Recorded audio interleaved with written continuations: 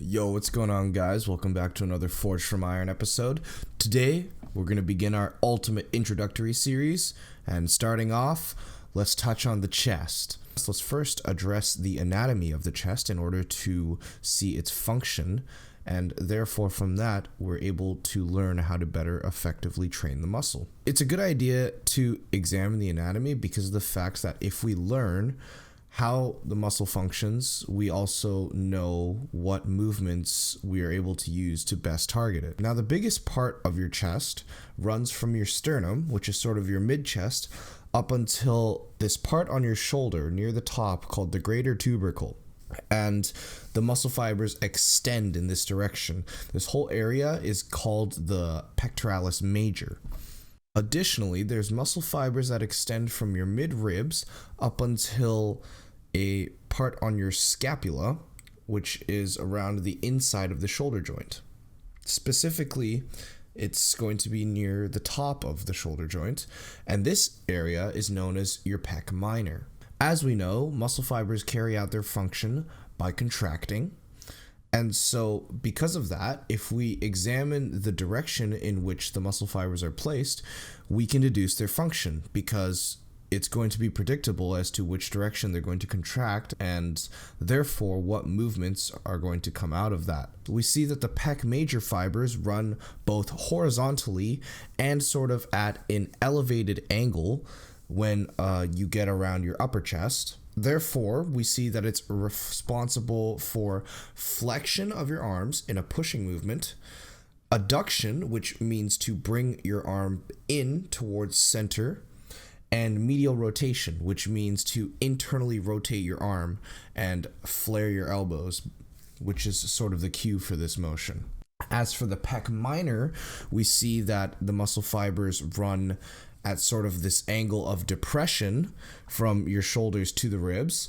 And so because of that, we see that it functions to depress your shoulder blades down. So taking this information, let's cover a couple exercises that are really beneficial when it comes to training the chest.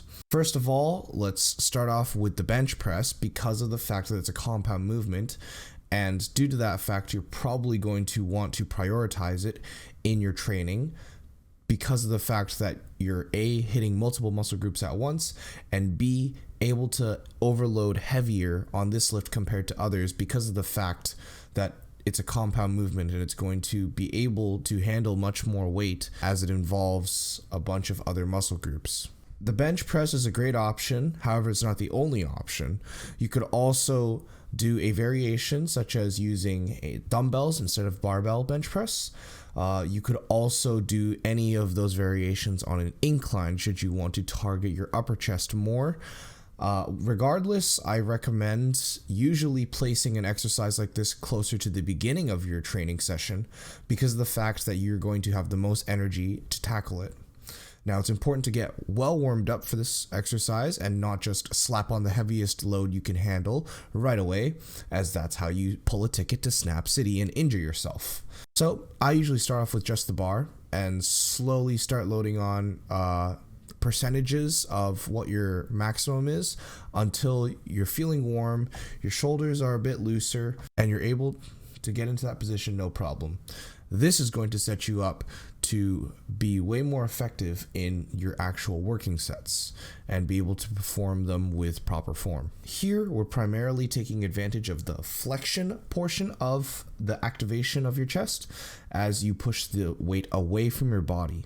Now, as for form tips, it's very important that you keep your shoulder blades retracted back / tucked in, which sort of is that motion right there where you almost flex your back, but you can think of it as if squeezing your shoulder blades together. Instantly, when you do that, you'll feel your chest pop out more, which puts it in a more prime position to be activated for the movement. Most importantly, this shifting of the weight onto your chest more so than your shoulders, because of the fact that you're moving your shoulders back, are going to involve them less in the movement, which is ideal because of the fact that it puts them in a safer position, so your shoulders are less likely to be injured during the exercise. Now, the reason for this is because if you slap on a super heavy weight on there, chances are your shoulders are actually not going to like that too much and won't be able to handle the weight too well, as opposed to your chest, which is a much larger muscle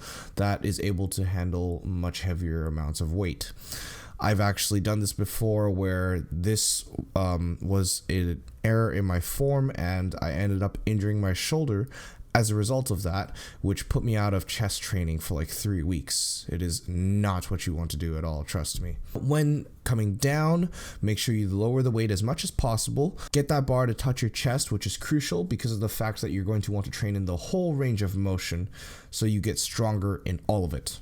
Keep your elbows tucked on the way down, and as you push the weight back up, you can think of it as a cue to sort of flare your elbows a bit. A slightly more advanced technique may be to include a slight arch in the back, as it may be helpful, again, to place more of the load on the chest and avoid an injury because of the fact that you're taking your shoulders further out of a prone position to take over the action of the movement. However, this can take some getting used to, and so it is okay if you don't have the biggest arch, as you see most powerlifters usually use. And throughout this whole motion, you're going to want to make sure to keep your core flexed as much as possible in order to prevent any power leaking out so that you're able to stabilize the movement, which will allow you to be stronger overall.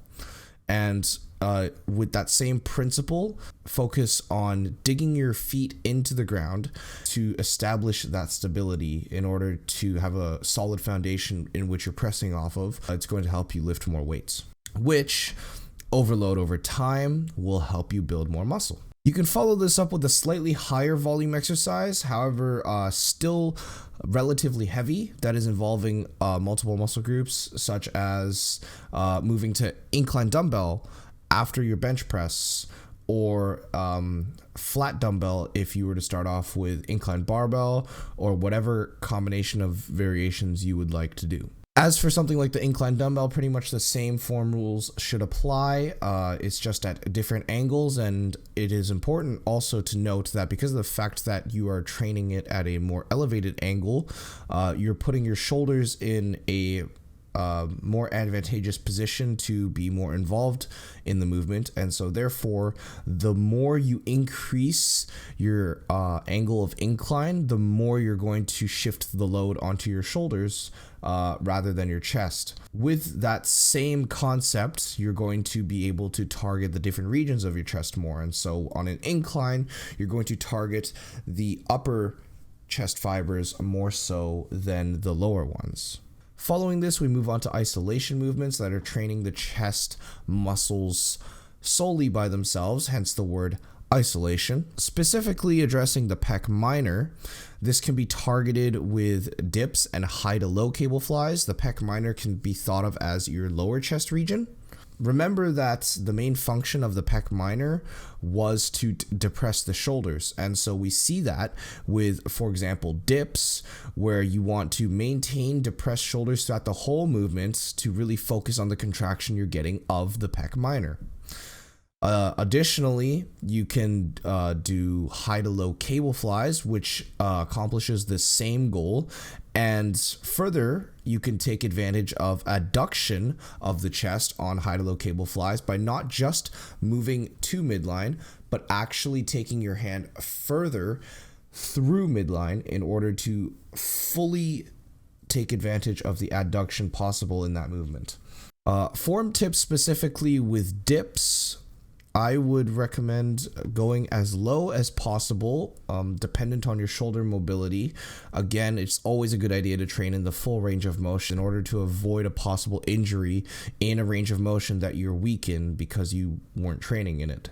Additionally, flex your core, which you're going to see is going to be a very common reoccurrence across exercises because of the fact that flexing your core in many of these movements is going to be a very crucial aspect in maintaining stability, which is one of the ways to increase your strength the most. Being more stable gives you a better platform to push any weight off of. In a similar fashion, your pec major, or specifically the upper portion of your chest, can be trained using flies in the other direction. So instead of from a high to low position, you train them from a low to high position. You can also do a variation of a fly using like a raise with dumbbells. This will accomplish the same goal. Again, you can also further take advantage of that adduction function by taking your movement past midline of the chest in order to really maximize that contraction. Alrighty guys, hope you enjoyed this video on the chest. This is, in my opinion, one of the most enjoyable muscle groups to train in the gym, and so I hope you get in there every Monday from now on, International Chest Day, and smash a workout with your newfound knowledge. As always, make sure to like, comment, and subscribe. Turn on the bell for notifications in order to be updated as to whenever I release a new video. And I will catch you guys in the next one. Peace out.